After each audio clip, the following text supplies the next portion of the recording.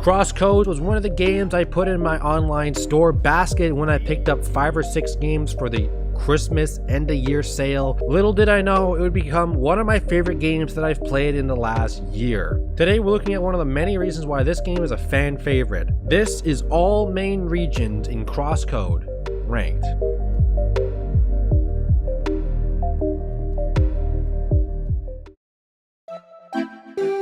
There's a lot of factors going into what I say to be my favorite or least favorite round, and even looking at my list, I'm looking at the least favorite one, and it's still a really good area. It's just a really tough competition here to be number one. I'm basing these regions off of the Crosscode wiki, which do make sense. Although, as you see, the top is MS Solar, Rhombus Square, and Rhombus Dungeon. I'm not including those. That is not a fully fledged region compared to the others, in my opinion. And also, the bottom one is for the DLC. And today we're just looking at the main game. So that being said, out of all 6, in last place is Vermilion Wasteland.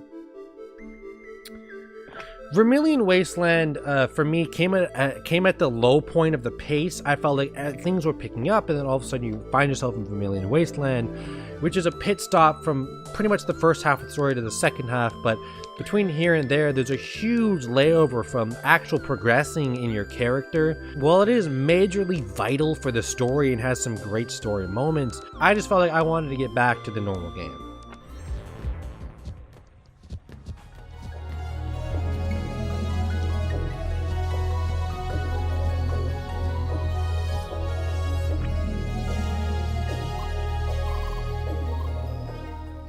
Number 5. Bergen Village. There's nothing really bad that the Bergen Village and Bergen Trail really do. It's just the one that I least remember, and I think it's the one I spent the least amount of time in. The good thing about this trail, though, is that it has some of the most unique, fun enemies to face. My favorite being the snowman, who, you know, every enemy in this game is highlighted with an HP bar and can visibly stand out. These snowmen, though, however, of course, on first playthrough, I walked up to it and it's like, it's a bad guy all of a sudden. That scared the shit out of me.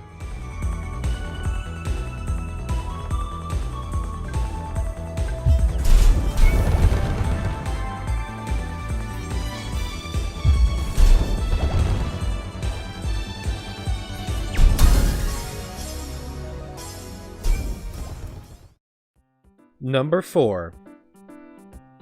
Maroon Valley.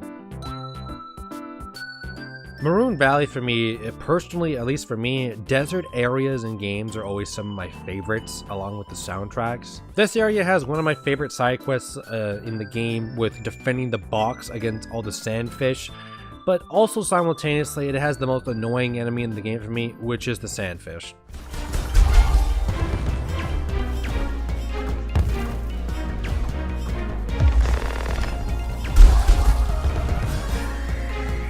Please God help my soul. There's only like fucking 10 seconds left. I think that's it. Number 3. Gaia's Garden. Gaia's Garden to me gets overshadowed by Sapphire Ridge, which really isn't the same at all. They're just both plant-based areas. Really, where Gaia's Garden picks up a lot of points for me is its main city, Basin Keep. This is the coolest city. Once I got to this area in the game, I thought, now this is a cool area. Plus, this is also where the tower defense side quest is, which was my favorite side quest in the game.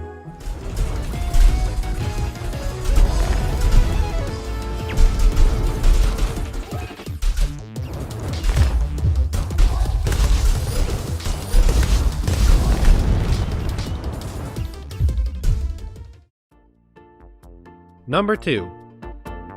Rookie Harbor. The whole reason for this being number 2 isn't even really because of the path on the left and right with Autumn's rise and fall. Rookie Harbor, to me, much like the menu title here, symbolizes a feeling of hope. Upon starting this game, you know, you just get in, you're learning the mechanics, you get off the ship, everything's cool, and you get to your first hub city, and you're energetic, the energy is great, you can feel the ambience in the air. This is your first real city, and it has some great memories for me. So even though Rookie Harbor also includes Autumn Rise and Autumn's Fall, I couldn't care less. Rookie Harbor itself is sweet.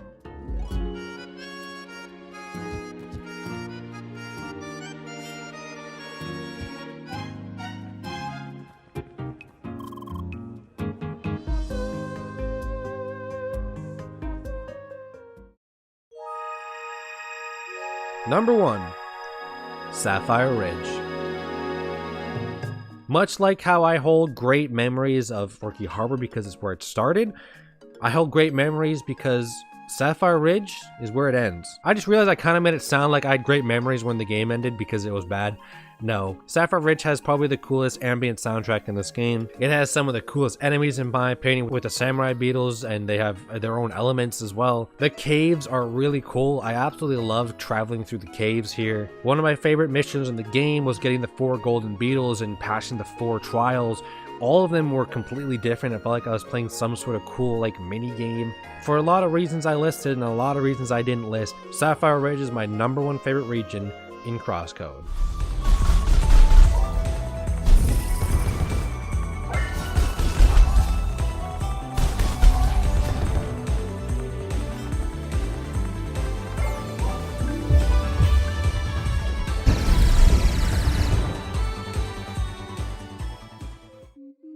So that's it. For now, that is all the CrossCode content I will be putting out. I did the review, I did a ranking on it, which is usually a good sign that I really enjoyed that game. There is DLC called The New Home. I do plan on playing it, so if you're a huge fan of CrossCode and watching these, stay tuned, but I do have to get back to other series like Devil May Cry I've been doing, Assassin's Creed, probably slam something else in there because there's, my shelf of games I want to play is so high, it's incredible. But for now, I'm your host, Cyberplanet Entertainment. I hope you enjoyed this video.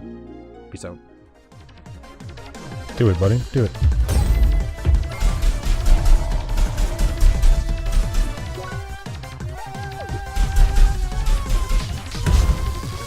Dude, he's almost like broken again. How does he not go off the map?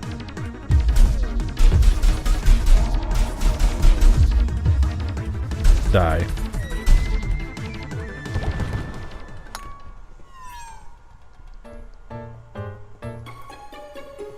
Oh, we got some pistachios I can just munch on like a little bitch.